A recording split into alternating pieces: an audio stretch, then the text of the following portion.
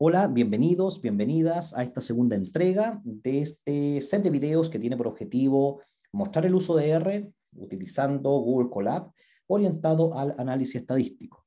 En un video previo ya iniciamos un notebook con el kernel de R y en este sentido quiero hacer un comentario súper importante para que ustedes puedan buscar, ¿cierto?, estos notebooks que estamos construyendo. Recuerden que en la condición inicial era que deben iniciar sesión con una cuenta de Google y luego ingresar a la dirección que ustedes ven en pantalla. Ya de esa manera entonces inician un notebook, pero con el kernel de R. Y luego esos notebooks se almacenan en una carpeta que se crea de manera automática en su drive, que se llama Colab Notebook. Ya eso es súper importante para que puedan efectivamente dar con los archivos que están creando.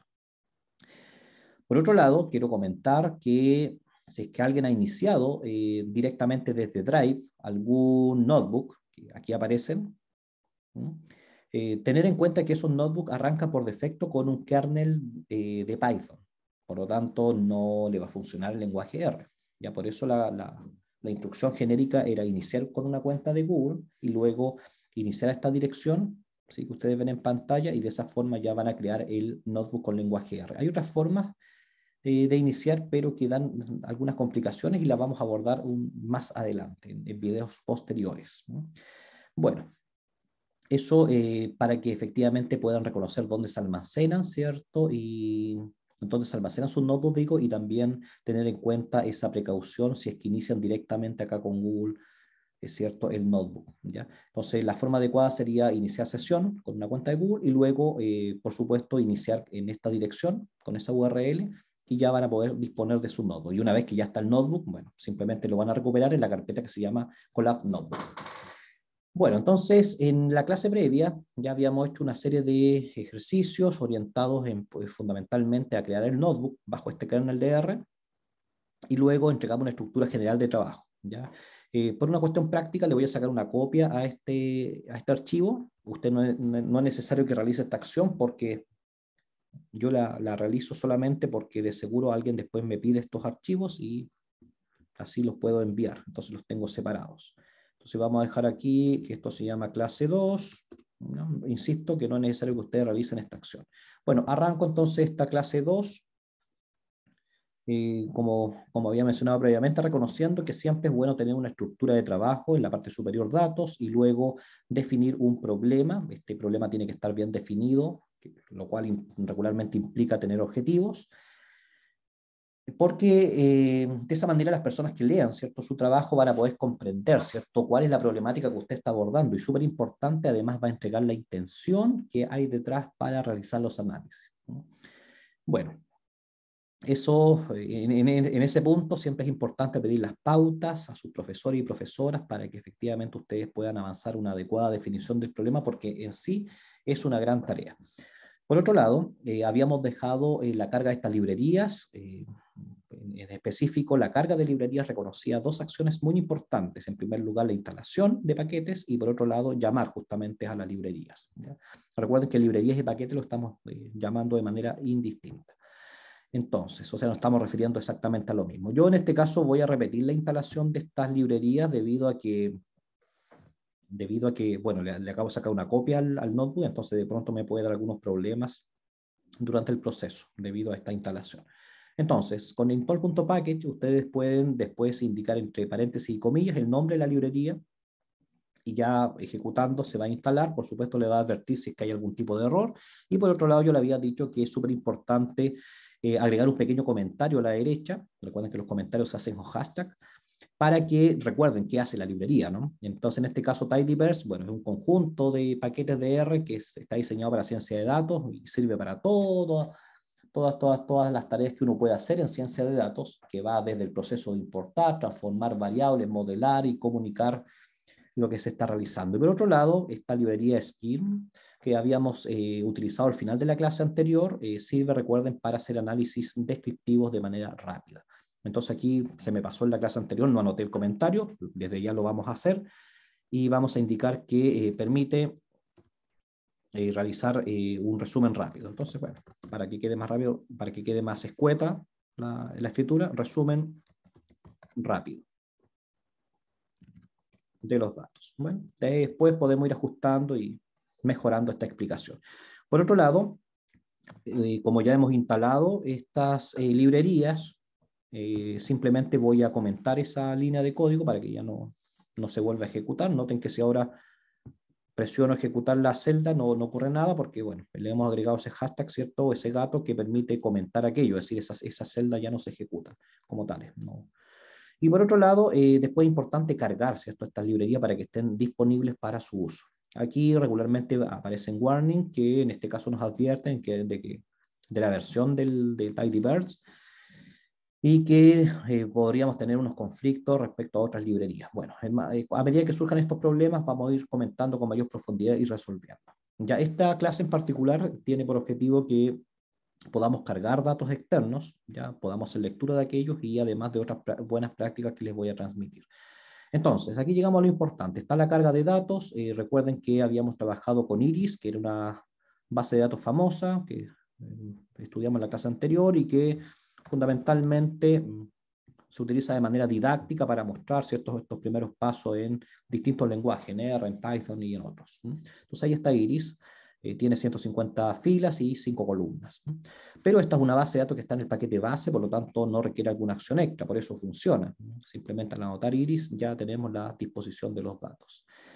Pero aquí está lo importante, que en adelante vamos a utilizar una asignación de nombre para nuestros datos y le vamos a llamar justamente datos. Ya de esa manera, utilizando ese puntero, en adelante vamos a indicar que Iris, de aquí en adelante le vamos a asignar esta etiqueta que se llama datos.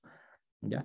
Por supuesto, ahora al ejecutar no me muestra nada porque lo que ha hecho internamente es asignar ese nombre, pero si en una celda posterior de código yo ahora le pido datos, es decir, hago referencia a datos, efectivamente me muestra lo que es Iris, ya porque hemos hecho esa asignación. Este paso es súper importante porque efectivamente nos va a permitir en adelante trabajar siempre con un nombre estándar, ya en datos.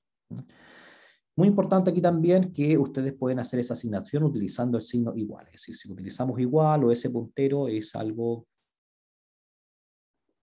que obtiene el mismo resultado. Ya por comodidad a mí me gusta utilizar ese puntero y lo vamos a dejar en este caso como tal. Bueno, por supuesto, luego al pedir la cabecera de estos datos, ya no vamos a utilizar la palabra iris, sino que vamos a hacer referencia a datos. Entonces, lo que estamos construyendo es una forma de ser consistente con la anotación, es decir, de aquí en adelante siempre vamos a llamar datos a nuestra base de datos y vamos a ser consistentes con aquello. Por supuesto, cuando le pedimos la cabecera de datos, ahora me muestra la cabecera de iris, porque eso es lo que está almacenado, ¿cierto?, detrás de aquel nombre. Lo mismo para summary y después lo mismo también para cuando utilicemos, perdón, el comando skim, ¿cierto?, que era el resumen rápido de estos datos.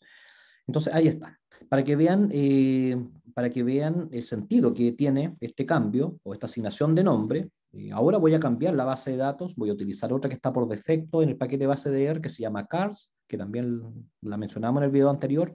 Presionamos, ejecutamos la celda.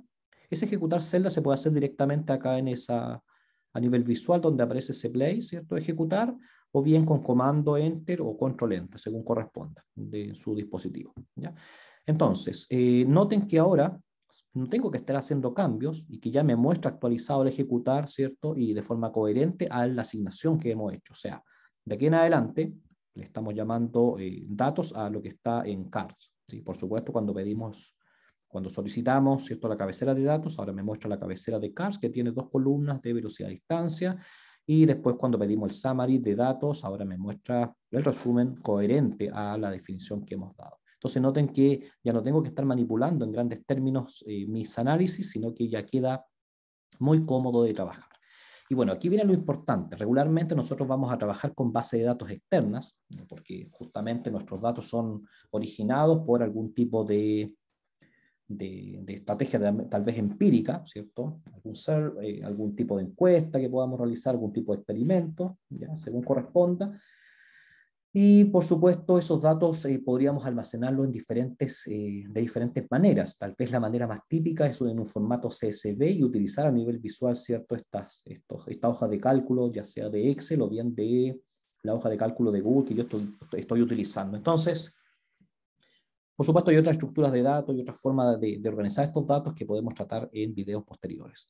Aquí, en esta base de datos, en cada fila aparecen las instancias, es decir, los registros de los sujetos. Aquí participaron 12 sujetos a los cuales se le midió la masa y la estatura, y luego son campos calculados el IMC, es decir, eso lo hicimos con la fórmula, ¿cierto? El IMC, masa dividido por la estatura al cuadrado, obviamente cautelando que estén en las unidades adecuadas, y luego la clasificación, también hicimos este cálculo para asignarle 4 etiquetas: bajo peso, normal, preobeso o bien obesidad, dependiendo de los rangos de los valores del IMC.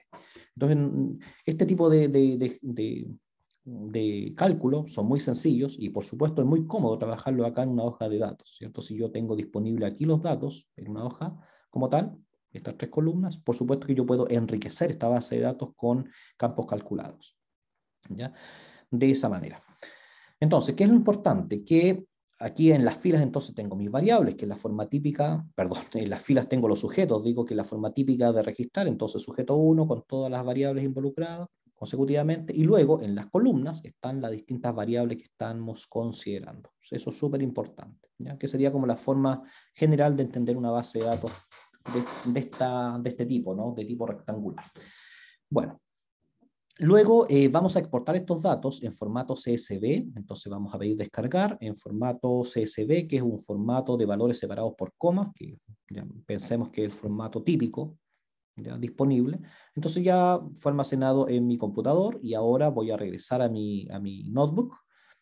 Y en la parte izquierda, noten que aparece una carpeta que se llama archivos. ¿Ya? Al ingresar, aquí aparece algo que está por defecto y luego también me permite cargar, ¿cierto? Un archivo, en este caso mis datos. Entonces busco simplemente mi carpeta de descargas y ya acabo de cargar los datos. Aquí me entrega un mensaje, ¿cierto? Respecto al entorno de ejecución y ya está disponible mis datos.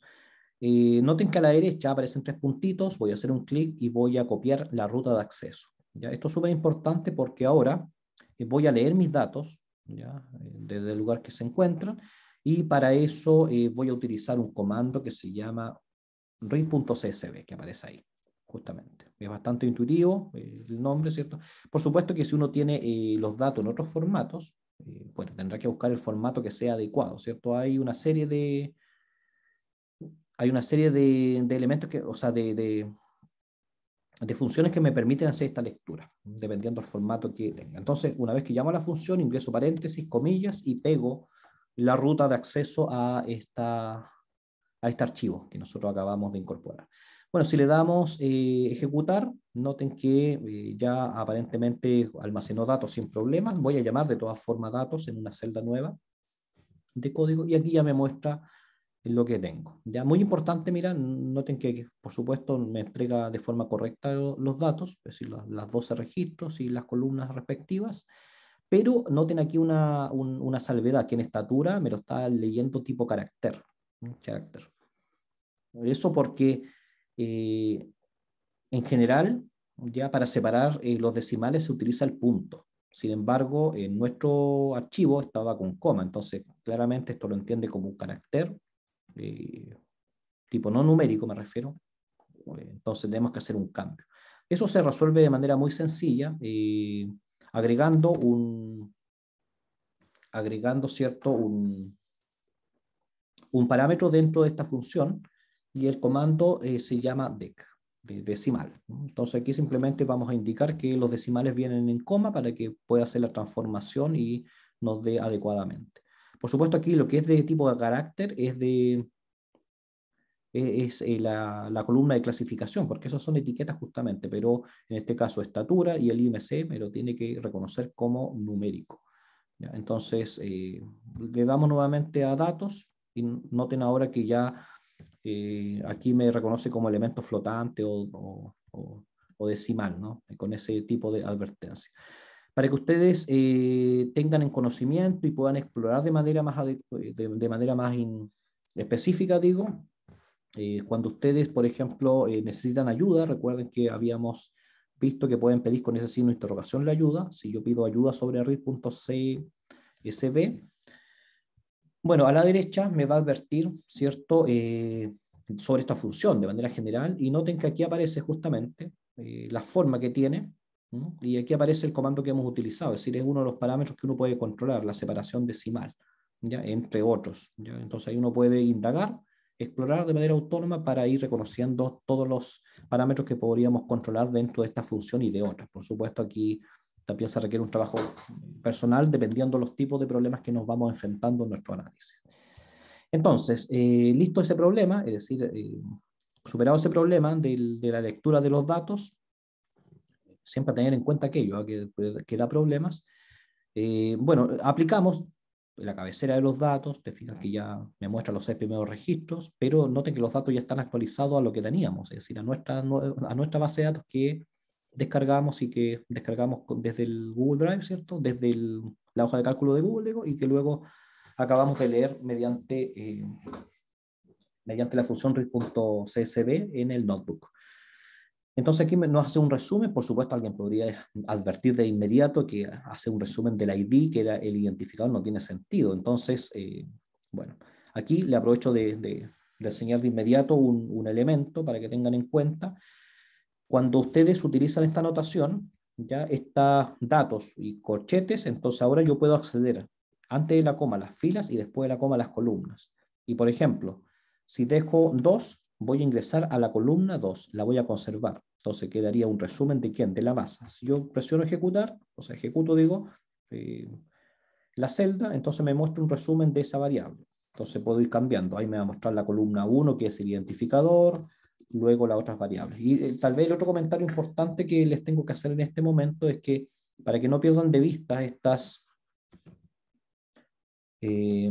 para que no pierdan de vista el nombre de las columnas, es decir, de las variables involucradas, pueden utilizar el comando callname, ¿ya? Sobre datos, que es nuestra base de datos justamente, y así ustedes tienen visibles, ¿cierto?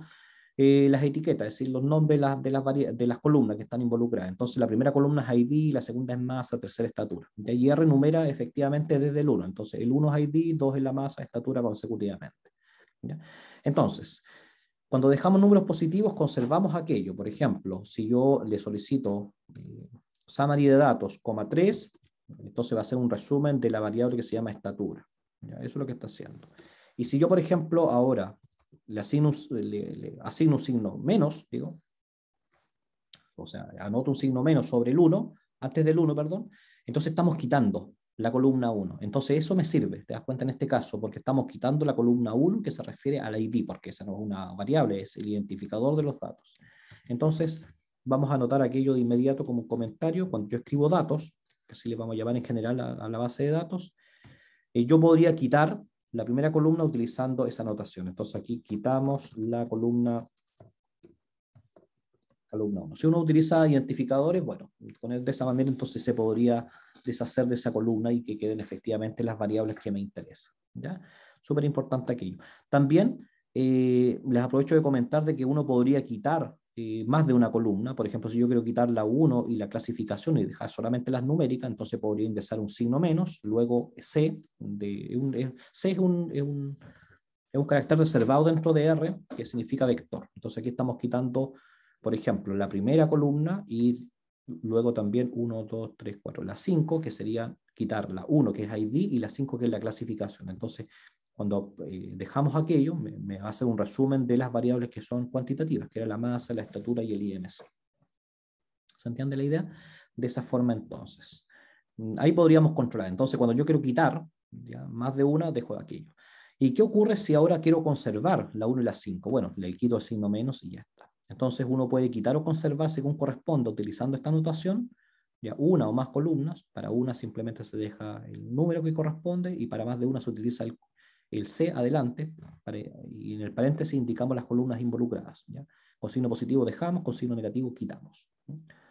Muy sencillo de comprender. Entonces en este caso, bueno, voy a quitar la columna 1 que era el ID y ya nos queda impecable.